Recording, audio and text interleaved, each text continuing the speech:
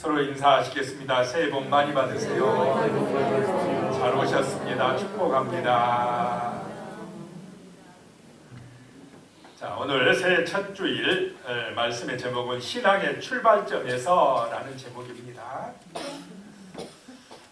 올해는 우리가 하나님을 믿음으로 풍성한 삶을 누리는 해가 되기를 소망합니다. 그래서 어떻게 올해는 해볼까 고민하는 가운데 풍성한 삶이라는 주제로 제자 훈련을 해오신 김형국 목사님이 계십니다. 그분이 교재로 썼던 것이 있는데 풍성한 삶으로 초대, 풍성한 삶으로 첫걸음, 풍성한 삶의 기초로 이어지는 그런 세 권의 책이 있습니다. 제가 그것을 기초로 해서 설교하려고 합니다. 이 말씀을 통해서 우리 성도님들의 삶이 풍성한 축복을 받는 은혜 안에 들어가기를 소망합니다. 아멘. 주일 오후 예배 때 하면 좋은데 오후 예배를 못 드리니까 이렇게 주일 낮에 하겠습니다. 이 말씀을 내가 내 것으로 만들어 가지고 또 나는 다른 사람을 양육하는 그런 사람이 되어야 합니다. 그러려고 하면은 먼저 내가 충만한 은혜를 받아야 됩니다. 내가 연구하고 노력을 해야 된다는 것입니다. 그래야 다른 사람을 가르칠 수 있고 인도할 수가 있는 것입니다. 세상에는 이 기독교에 대해서, 기독교의 진리에 대해서 알고 싶어하는 사람들이 많이 있습니다. 그런데 우리가 그들의 물음에 제대로 대답을 해주지 못하기 때문에 그들을 구원으로 인도하지 못하는 경우들이 많다는 것입니다. 자, 복음으로 세상을 이롭게 하려고 하면 우리가 말씀에 대한 열정이 있어야 되고 이웃에 대한 사랑이 있어야 될 줄로 믿습니다. 그런 헌신과 희생이 있어야 생명이 살아나지 그렇지 않으면 안 된다는 것입니다. 그래서 정말 풍성한 삶으로 나도 들어가고 정말 우리 이웃에 죽어가는 영혼들도 그 은혜의 삶으로 인도하는 올 한 해가 되시기를 축복합니다. 이 신앙의 출발점, 즉 진지한 구도의 출발점이 사람마다 다 다르답니다. 그런데 이 사람들이 신앙에 들어서는 길에 있어서 대체로 세 가지 문을 통해서 들어온답니다. 여러분도 아마 그 세 가지 중에 하나를 통해서 예수 그리스도의 은혜 안으로 들어오게 되었을 것입니다. 그래서 이 첫 번째 생각할 것이 세 가지 문이 있다는 것입니다. 주보에 참조하시면서 보시기 바랍니다. 세 가지 문이 있다. 첫 번째 문이 무슨 문이냐면 생활 양식의 문이랍니다. 이 문은 태어날 때부터 기독교인이 되는 사람들을 말합니다. 예훈이 같이 그냥 태어나자마자 자기는 기독교적인 생활 양식 안에서 태어나 버렸습니다. 기독교 환경 안에서 태어나 버린 것입니다. 그래서 어릴 때부터 하나님에 대한 이야기를 들으며 자랐기에 자신이 믿고 안 믿고를 떠나서 그냥 기독교적인 환경에서 기독교인으로 살아온 것입니다. 이런 사람을 뭐라고 그럽니까? 모태신앙이라고 합니다. 근데 그걸 발음을 좀 잘못하면 모태서신앙이 될 수도 있다는 것입니다. 모태신앙이 모태신앙이 되어버릴 수가 있다 이 말입니다.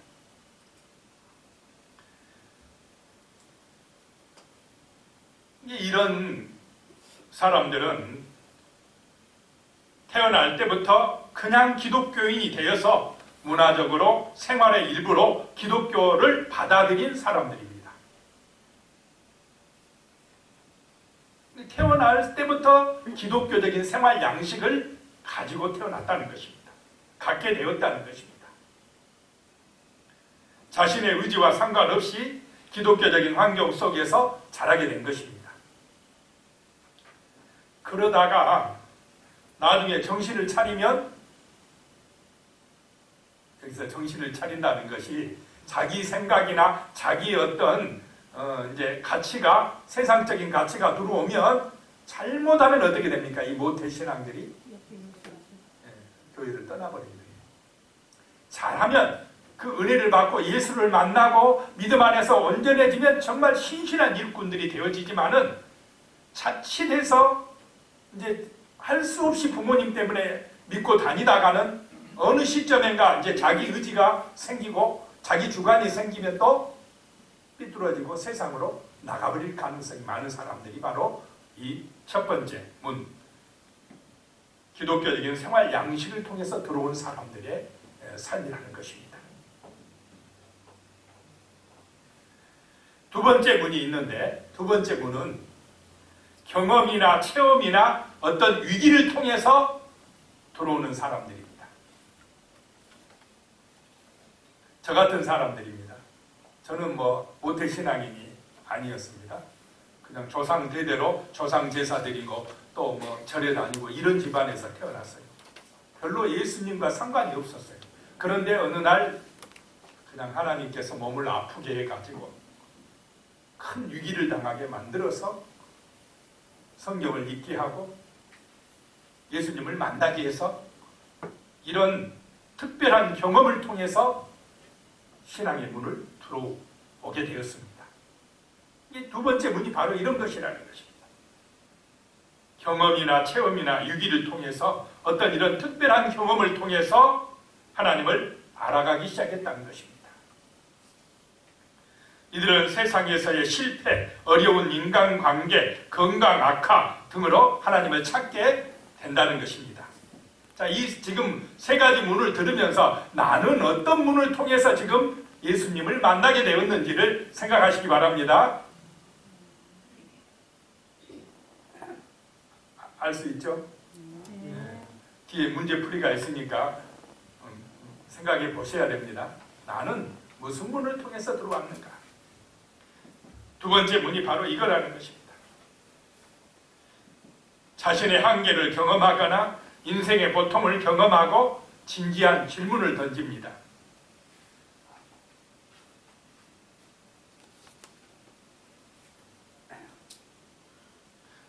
또는 이런 어떤 체험과 함께, 이런 경험과 함께 어떤 신비한 체험을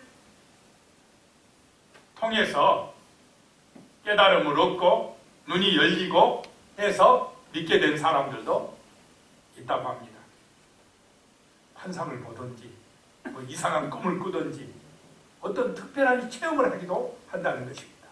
그런 사람들 중에 성경에서 이 사도 바울이 사울 때에 어떤 신비한 체험을 했죠.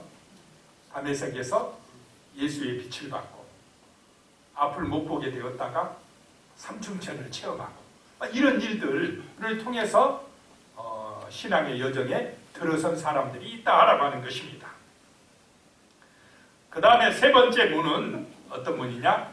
탐구와 추구의 문입니다. 연구한다는 것입니다. 진리가 무엇인지를 막 궁금해한다는 것입니다. 이런 문을 통해서 들어온 사람들이 있다는 것입니다.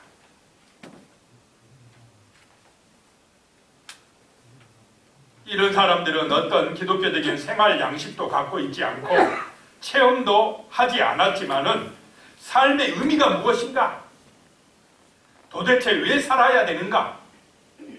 라고 하는 질문을 하면서 하나님을 만나기도 한다는 것입니다. 인생에 특별한 문제가 있지는 않지만 이렇게 그냥 살아가는 것은 아니다 하는 생각이 들어가지고 도대체 산다는 것이 무엇인지에 대한 의미를 추구하다가 하나님을 알아가는 축복을 받게 되었다라고 하는 것입니다. 그런데 재미있는 사실은요, 어느 문으로 들어왔든지 이 세 가지 요소는 다 필요하다는 것입니다.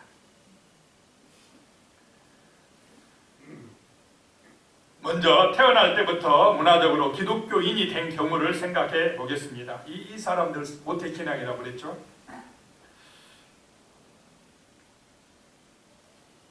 아까도 잠깐 말씀드렸지만 중간에 떠날 가능성이 많답니다. 이런 사람들. 마태복음 오늘 13장 4절에 보면 뿌릴새 더러는 길가에 떨어짐에 새들이 와서 먹어버렸고 그랬습니다.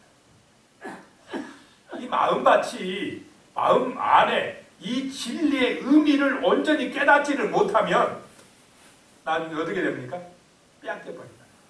말씀의 의미가, 말씀의 깊이가, 그 진리가 내 것이 되지 못하면 억지로 그냥 따라서 교회 다니다가는 떨어져 나가버리게 된다는 것입니다. 내 마음이 굳어져 있어 말씀의 씨앗이 뿌리를 내리지 못하면 안 되는 줄로 믿으시기 바랍니다. 그래서 기독교적인 환경에 자랐어도 진리의 의미를 알아야 해요. 또 어떤 경험이나 체험을 통해서 하나님의 살아계심을 느껴야 됩니다. 그래서 이 세 가지 문이 다 필요하다는 것입니다.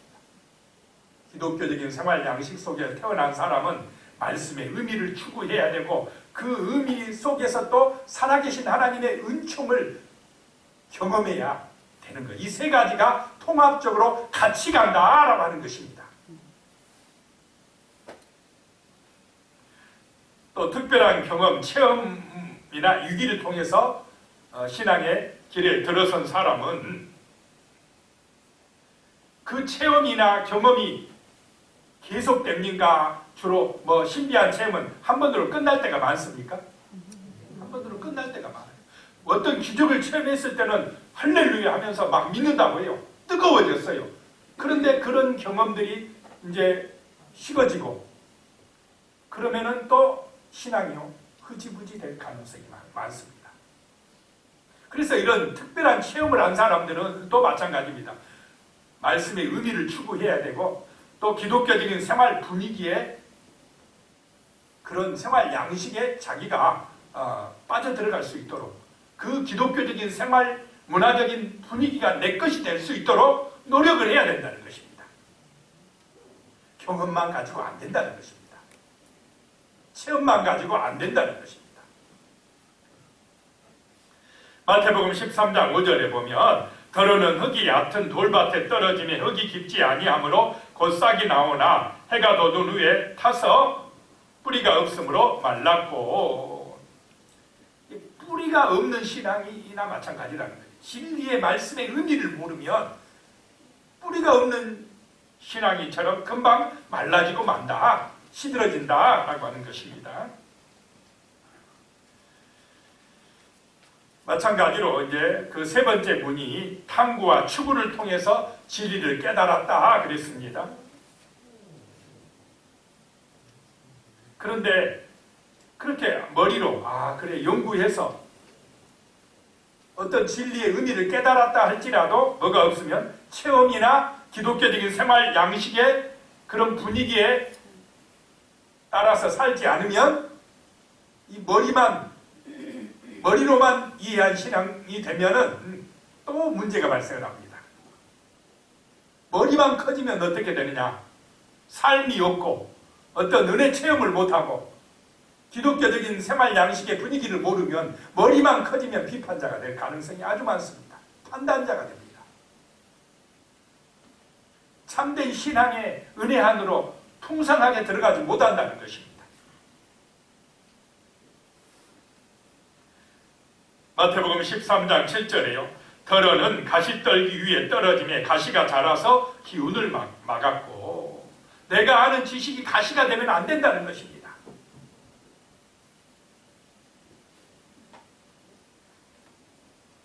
그래서 이 세 가지 문을 통해서 어떤 문으로 들어왔던지 이 세 가지가 같이 통합적으로 내게 은혜가 되어 임해야 된다는 것입니다. 순환이 되어야 된다는 것입니다. 그래서 이 목사님은 세 원을 겹치게 그려놨어요. 세 원을. 서로 이게 선순환이 되어서 통합적으로 우리의 신앙을 온전하게 되게 만들어준다라고 하는 것입니다. 마태복음 13장 8절에는요. 더러는 좋은 땅에 떨어지매 어떤 것은 100배, 어떤 것은 60배, 어떤 것은 30배의 결실을 하였느니라 라고 말씀합니다. 결실이 있어야 돼요. 그게 좋은 땅에 떨어진 마음밭과 같다라고 하는 것입니다. 이 진리가 내게 은혜되어서 온전하게 임하면은 우리의 삶에서 풍성한 이런 결실이 있다라고 하는 것입니다. 선한 영향력을 끼치게 되어진다라고 하는 것입니다. 여러분의 삶이 그렇게 되시기를 축복합니다. 아멘.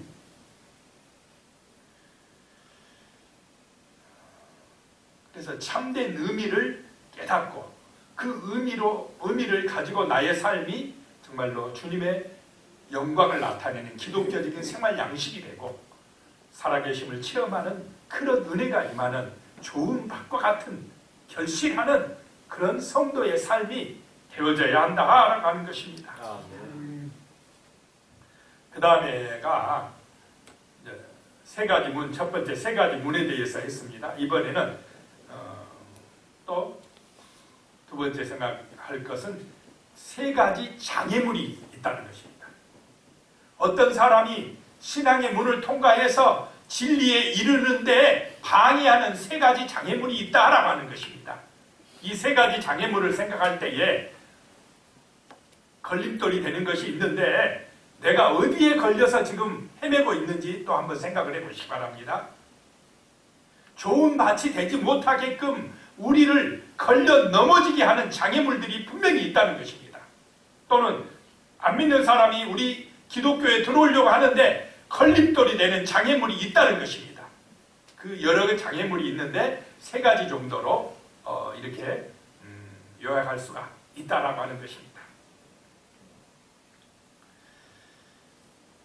우리가 이런 기독교의 핵심 진리에 이르러야 되는데 예수 그리스도를 만나고 그의 은혜의 안에 풍성한 삶을 누려야 되는데 그렇지 못하게끔 가로막는 세 가지 장애물이 있다라고 하는 것입니다. 첫 번째 장애물이 뭐냐? 기독교인과 교회가 만들어 놓은 장애물이다라고 하는 것입니다. 이상하지 않습니까? 교회는, 성도는 많은 사람들을 생명으로 진리 가운데로 인도해야 될 사람들인데 오히려 교회가, 기독교인이 그 사람들을 예수 앞으로 못 오게 가로막고 있는 장애물이 될 수도 있다라고 하는 것입니다. 지금 현재도 그런 경우가 너무 많다는 것입니다. 그러면은 나도 천국 못 가고 천국 갈라가는 사람을 딱 천국 문 앞에서 너도 못 가 하는 바리새인과 서기관들과 비슷하지 않습니까? 자기도 안 들어가. 들어가려고 하는 사람도 못 들어가게 장애물이 돼버려요. 만약에 내가 그런 사람이 된다면 철저하게 우리는 어떻게 해야 됩니까? 회개해야 돼요. 우리가 그렇다면, 우리 교회가 그렇다면 이거는 하나님 앞에 통곡하면서 회개해야 될 일입니다. 그런데 장애물의 첫 번째가 그거라는 것입니다. 기독교와 교회, 성도들이 장애물이 되고 있다라고 하는 것입니다. 가장 슬프고 안타까운 장애물입니다. 이 장애물은 여러 모양으로 나타납니다. 먼저 언행 일치가 되지 않는 기독교인들의 모습, 즉 위선이 있습니다.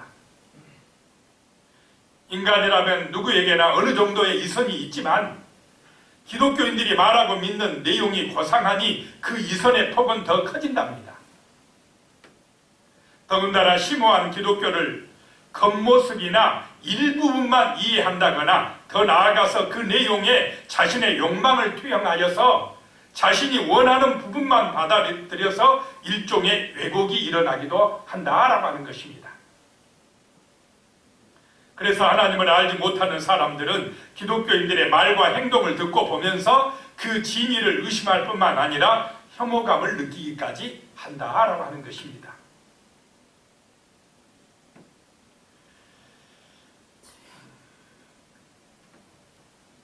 이런 점들을 조심해야 된다는 것입니다.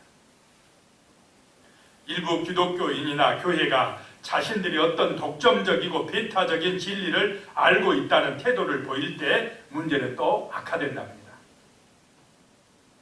심한 경우에는 진리를 독점하고 있다는 태도를 넘어서 무리한 모습을 보여주기도 한다는 것입니다. 다른 사람을 생명으로 인도하려면 우리는 그들의 영혼을 귀하게 여겨야 될 줄로 믿습니다. 그들을 사랑하는 섬김의 자세를 가지고 있어야 그들을 사랑으로 생명으로 인도할 수가 있는 것입니다. 그래서 우리 자신이 교만해지거나 오만해지면 안 된다는 것입니다. 바리새인들처럼 나는 잘 믿는데 너희 세리들, 세리들하고 창기들, 너희 같은 인간들은 구원받지 못해, 이렇게 하면 안 된다는 것입니다. 불쌍히 여기는 마음. 혹시라도 다른 종교를 가진 사람들에 대해서도 저 지옥 갈 것들 이렇게 함부로 말하면 되겠습니까? 안 되겠습니까? 그 영혼들을 불쌍히 여기고 오히려 기도해주고 사랑으로 섬겨주고 할 때 그들의 마음에 감동이 임하고 예수의 사랑이 그들에게 전파되는 것이지, 나는 잘 믿어서 천국 가니까 너희 저것들은 아이고 지옥 갈 것들, 이런 자세를 보이면 안 된다는 것입니다.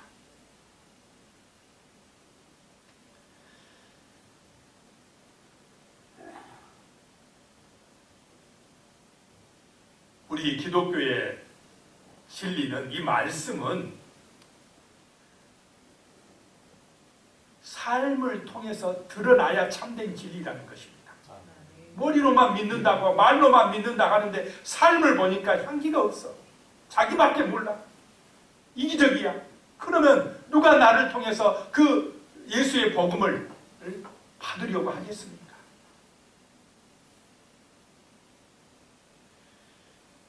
말만 있지 실제 삶이 없는 모습이 오늘날 한국교회에서 너무 자주 나타나서 기독교 신앙을 대안으로 여기지 않을 뿐만 아니라 한국 사회의 진보를 가로막는 그런 존재로까지 여겨지는 슬픈 일이 일어나기도 하고 있다는 것입니다. 이런 부분이 있다면 우리 자신이, 아까도 말씀드렸지만은 우리 자신을 돌이켜보고 회개해야 될 줄로 믿습니다. 그러나 그렇다고 해서 교회가 좀 부족한 부분이 있다고 해서 어떤 기독교인이 실수를 한다고 해서 이 진리가, 기독교의 핵심 진리가 사라집니까? 복음이 없어지겠습니까? 그렇지 않는다라고 하는 것입니다.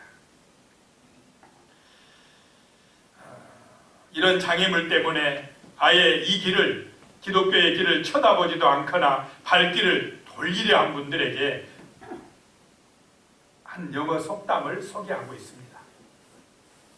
목욕물과 함께 아이를 내버리지 말라라고 하는 것입니다. 아이를 목욕을 시키면 꾸정물이 나옵니까? 안 나옵니까? 아이고 이 꾸정물 더러워서 그냥 버린다고 아이까지 버리지 말아야 합니다. 꾸정물만 버려야지. 아이는 소중합니까? 안 합니까? 소중해요. 아이는 잡아야 돼요. 붙들어야 돼요. 기독교 안에는 정말로 생명의 진리가 있다는 것입니다. 우리 영혼을 살리는 아름다운 참된 진리가 있다는 것입니다. 그 주변의 꾸정물 때문에 이 진리를 버려버리면, 예수를 버려버리면 안 된다는 것입니다. 두 번째 장애물이 뭐냐? 지적 장애물입니다. 지적 장애물. 지성, 이성, 이런 것들입니다. 인간의 어떤 머리, 인간의 자기 이성으로 이해 안 되면 안 믿어버리려고 하는 이런 것이 있다는 것입니다.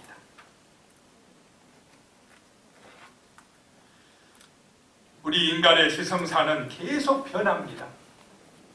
문화 역시 지속적으로 새로운 옷을 입으며 변하고 있습니다. 이러한 풍토에서 사람들은 진리를 이해하려고 시대마다 다양한 시도를 해왔고, 이러한 수고가 인간의 철학사나 문명사, 종교사에 축적되어 나타나고 있습니다. 특별히 과학이 발전한 요즘에는 과학적 사고를 중요하게 여기고, 또 이성이 지배하는 합리주의적인 세계관이 주도하는 시대에는 이성적으로 모든 것을 이해하는 것이 매우 중요해졌습니다. 그래서 문명이 발달한 시대는 과학적으로 맞냐, 내 인간의 이성으로 합리적이냐, 이런 거 가지고 판단합니까? 안 합니까? 판단해요. 그래가지고는 성경도 그렇게 판단하고 있습니다. 어떻게, 저도 그랬어요. 저도 어떻게 오해받아가 갈라진다고 그러냐. 말도 안 되는 소리 하고 있네. 그런데 어느 날 성령이 그거를 믿어지게 만들어주더라 이 말입니다. 그 말씀의 진리가 깨달아지게 해주더라는 것입니다. 이 이성 가지고 죽음의 문제가 이해가 됩니까? 고통의 문제가 과학 가지고 다 해결됩니까? 안 되더라는 것입니다. 성경 안에서 답을 찾아야 된다는 것입니다.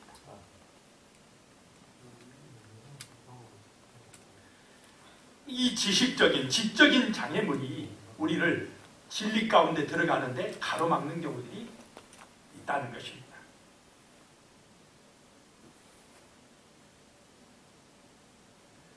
이 지적인 사람들이요, 추구하는 것, 제일 좋아하는 게 뭐겠습니까? 머리를 써서 뭐 하려고 합니까? 이 시대의 사람들이? 인간의 지성이나 이성을 강조하면서 누구를 높입니까? 자기를 높여. 자기가 성공해야 돼. 근데 자기가 높여주고 자기가 신처럼 행동을 하는데 이 신이라는 존재가 모든 만물을 다 다스릴 수 있고 모든 걸 다 행할 수 있는 전능자입니까? 자기가? 무너지기 시작하는 것입니다.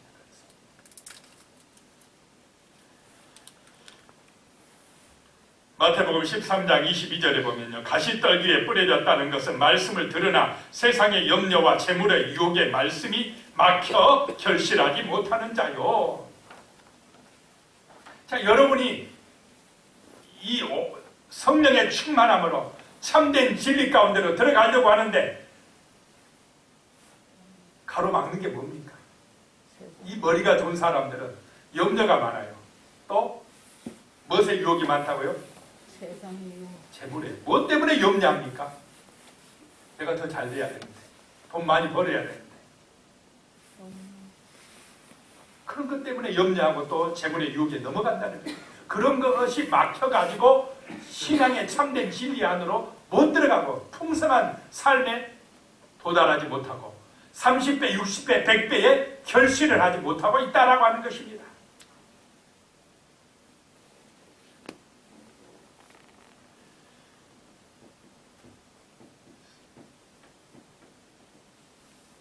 오늘 이 시대는 돈의 가치가 지배를 하는 세상입니다.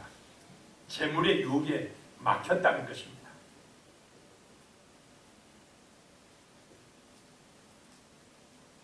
반기문 전 유엔 사무총장이 2022년 신년 인터뷰에서 이런 얘기하는 걸 봤습니다. 우리나라는 사람의 인성을 기르는 교육 대개조를 먼저 해야 한다고 생각합니다. 지금의 교육은 전부 좋은 대학 취직 시험을 위한 것이라고 하면서 교육을 사람의 인성, 인품을 기르는 방향으로 개조해 가야 된다. 이렇게 이야기하더라고요. 교육이 뭡니까? 좋은 데 취직시키는 게 교육입니까? 그럼 학원 다니면 돼요. 좋은 대학 보내려고? 사람을 참된 의미를 아는 사람을 만들어내는 그런 교육이 돼야 할 줄로 믿습니다. 참된 인생의 가치가 무엇인지를 깨닫게 해야, 그래야 세상에서 온전하게 선한 영향력을 끼치며 살아갈 수가 있습니다. 이 교육이란 게 너만 잘 되면 돼, 너만 출세하면 돼, 좋은 대학 가면 돼, 좋은 데 취직하면 돼, 잘 먹고 잘 사는 게 최고야.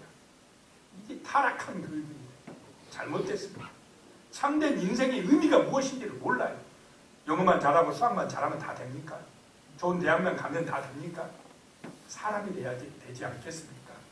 참된 인격을 갖추고 정말로 세상을 아름답게 하는 인간이 되어야지. 이기주의자, 자기밖에 모르는 사람, 욕심쟁이, 교만한 인간, 이런 인간을 만들어 놓으면 세상이 어떻게 되겠습니까? 망하는 것입니다.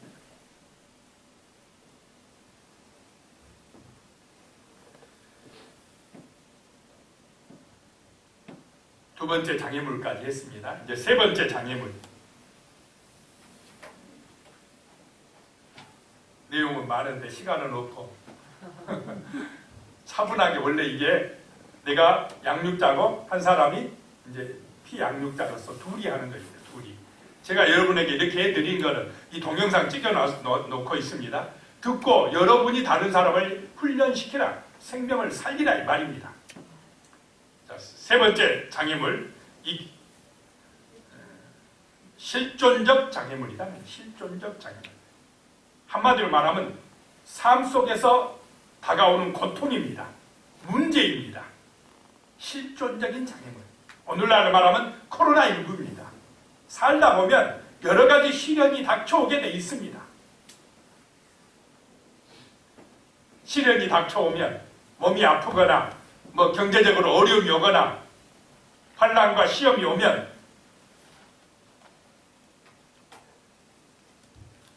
인간의 힘으로 어찌할 수 없는 문제가 발생을 하면 사람들이요, 누구를 원망합니까? 세상도 원망하고 부모 원망한 사람, 또 교회 다닌 사람 누구를 원망합니까? 하나님 이럴 수가 있습니까? 내가 얼마나 잘했는데 이렇게 된다. 어떻게 나에게 이런 고통을 줄 수 있습니까? 하나님한테 따지는 거예요. 하나님이 선한 하나님이라면 이렇게 부조리하고 고통스러운 일을 나한테 줄 수 있습니까?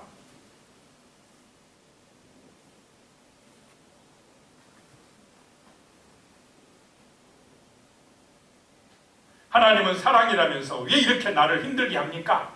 이게 실존적인 고통의 문제. 그런 것 때문에 하나님 앞에 나가지 못하고 주저앉은 사람들이 있다라고 하는 것입니다. 그러나 고통은 어쩌면 우리에게도 필요한 필요악일지 모릅니다. 고난이 없으면, 광야의 연단을 통과하지 아니하면요, 사람이 겸손해지질 않아요. 간절해지지 않습니다. 자기가 잘난 줄 알지.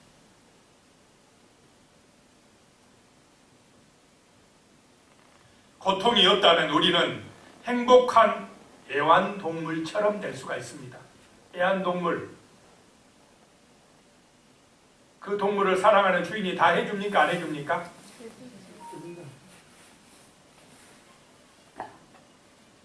자기 의지가 별로 없어. 해주면 뭐 자기가 찾아먹을 필요도 없고 자기가 애써 노력할 필요도 없어요. 다 챙겨주고 먹여주고. 하나님은 우리가 이런 애완동물이 되는 걸 원하지 아니한 줄로 믿으시기 바랍니다. 고난과 시험과 어려움을 통해서도 하나님을 간절하게 찾게 만드시고 하나님의 살아계심을 체험하게 만드시고 그런 연단 과정을 통과해야 요셉처럼 위대한 일을 하는 사람이 될 줄로 믿으시기 바랍니다. 고난 속에서도 함께 하시는 하나님의 은혜를 체험하라는 것입니다. 거기서 원망하고 불평하는 것이 아니라 하나님께서 왜 이 고난을 주셔서 나를 연단하시는지, 하나님의 그 살아계신 의미가 무엇인지를 깨달으라는 것입니다. 그런 고난의 장애물에 넘어지면 안 될 줄로 믿으시기 바랍니다. 거기서 하나님의 은혜를 체험하라는 것입니다.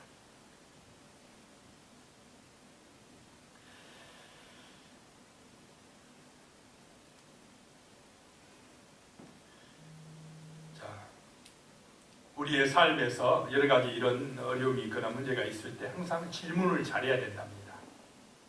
왜 내가 사는가? 왜 이런 고난이 있는가?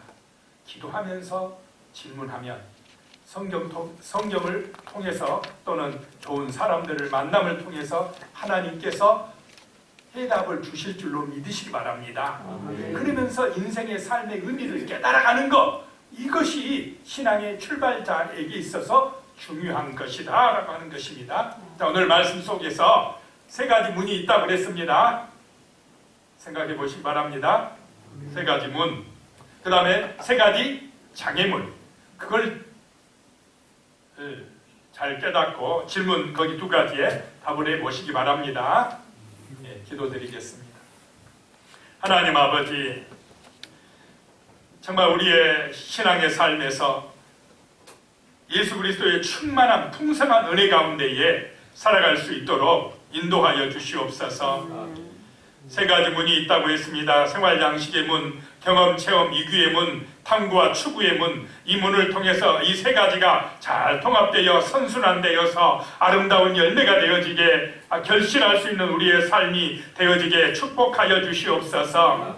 혹시라도 장애물에 넘어지지 않게 하여 주시고 내가 또 기독교인과 교회가 장애물이 되지 않는 그런 은혜가 임하게 하여 주시고 지적인 것이 이 지성이 장애물이 되지 말게 하시고 고난과 시험이 환난이 장애물이 되어 넘어지지 않도록 아버지 하나님은 총을 내리어 주시옵소서. 진리 가운데 내가 곧 길이요 진리요 생명이라고 하신 주 예수 그리스도의 능력과 은혜 가운데 충만하게 이룰 수 있도록 도와주시옵소서.